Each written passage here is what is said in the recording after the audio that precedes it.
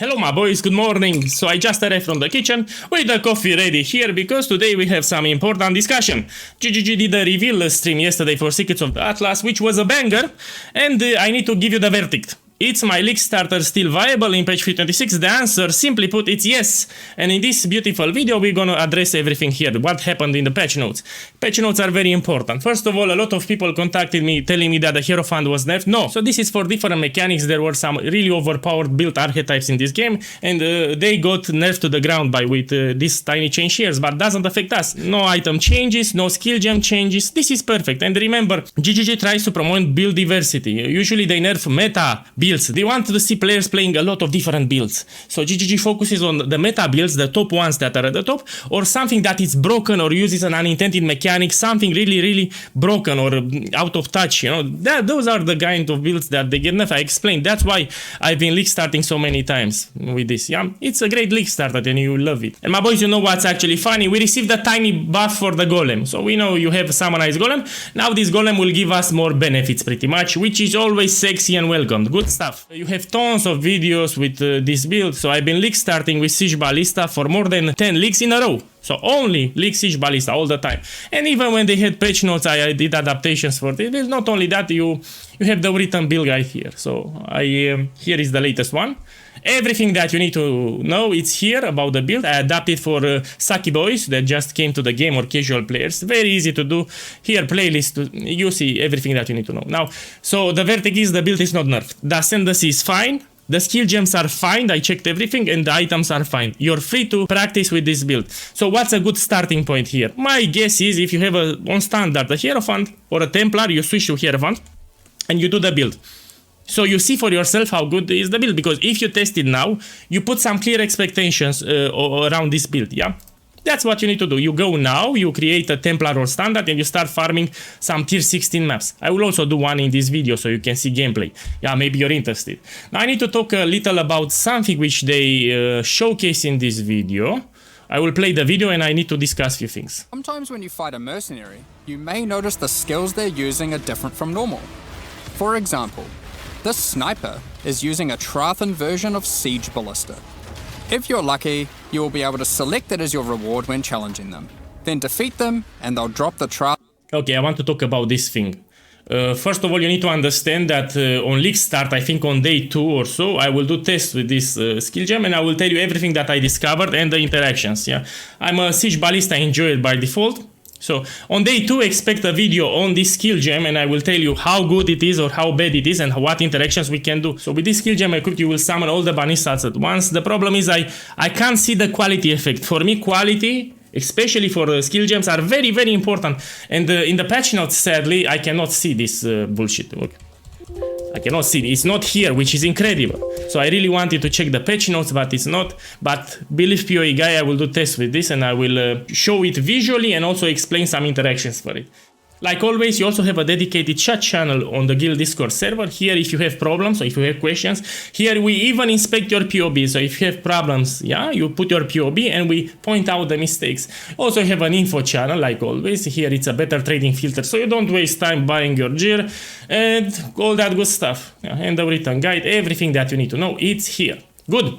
We have a good time together. Now, my boys, let's open a map and see what's all about. It's important to see how this build performs in the endgame. Once the build is fully done as presented in the guide, you need to understand that this build can farm all the in-Atlas content. So whatever you want to do here with these nodes, it can farm near Siege Ballista, but in tier 16 maps. Read the written guide because I wrote about this. Good, now let's open a map and see how is the clear speed, how is the playstyle. So I will open a map here, which is tier 16, it's very important to know.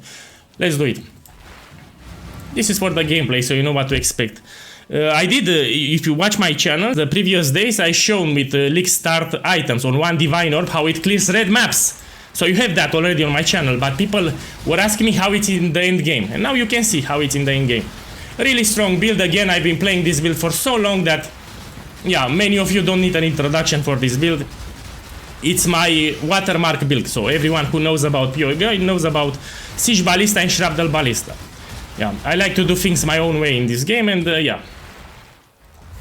I made them great for new players. So don't be afraid about the price, the survivability and all that crap. You just move and place your totems. This build is very tanky. 100% spell suppression, more than 1000 life regeneration per second, more than 80% dodge chance, and physical damage reduction with the Pantheon active, it's close to 80% when fully done. So this is also tanky. Yeah. You have it in the build guide, by the way. You also have on my channel, more than half of my Path of Exile 1 videos are Ballista related. That's how much I love this build. In Setos of Kalgur, they did some changes to the skill tree, and those kind of upset me, but I fixed all of them. So you have the latest guide that I did, and I fixed all the problems that they did. No problem. Oh, by the way, this is a one-button build. Look at my hand. Look at my hand. I'm playing just with the mouse. Yeah, one-button build. Everything is automated. So we are cursing automated. We're getting frenzy charges, the golem. Everything is automated. You can play with one hand. Which is also great for console. If you're a console player, having a build like this is excellent. Yeah. In case you don't know, I fully unlock my Atlas always on day 3. We're talking about with Maven invitations also with voice tones. Yeah, that good is this build. So on day 1 I'm already in red maps. Day 3, full Atlas unlock, which is the most important thing for a league starter. You want to unlock your Atlas fast. I try not to click these things because they will... But, okay, I won't click. It gives me a buff, you know. Really strong build. After, now, in the guide I explained that this build was not designed for tier 17 maps. It can do them actually, but it was not designed. Later I like to transition into my second build, which is the main build on Path of Exile, Shrapnel Ballista. That thing can do tier 17 maps, can do simulacrum, so it's very tanky, simulacrum farming, deathless, all 15 waves, and Uber mode pinnacle bosses. Yeah, what's incredible about Shrapnel Ballista, not only that it's very tanky, the budget for making it, it's around 100-120 diviners, which is great because similar builds in power, they need a couple of mirrors of Kalandra investment. So I do my best to lower the cost. In my vision, a good build needs to work on a cheap budget. Yeah, so if we go here on the sexy channel, you have here info Shrapnel Ballista, and I explained everything that you need to do. And here at the top is the latest guide for Setos of Kalgur. Yeah, so for me the budget is important in this build. So my boys, let's conclude this video. The build is not nerfed, it's a great league starter that has been tested for years. For years, you have tons of videos on my channel. If you don't believe me, you can have here some playlist section and you see how it went for Setos of Kalgur, how it went on Affliction, Tota, Necropolis. These are made on League Start scenario where the economy it's exactly on League Start. So when I do 0 to hero, I always do them on League Start scenario conditions because I can drop an expensive item, just sell it and get my stuff. This is not the case on League Start scenario conditions. I want to be fair. Well, that's about it, my boys. If you have questions or want to insult my ass, feel free to join on the Guild Discord server. Keep in mind that I will Twitch stream for the very first time in 3.26. So I never did Twitch streaming. I'm watching at the moment some tutorials on the internet on how to set up the damn Twitch, yeah? It will be basic at start, but if you want to drop by, you might learn a thing or two.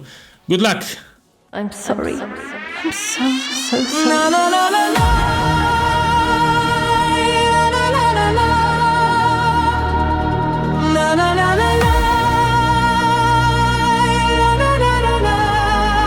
How boring and small.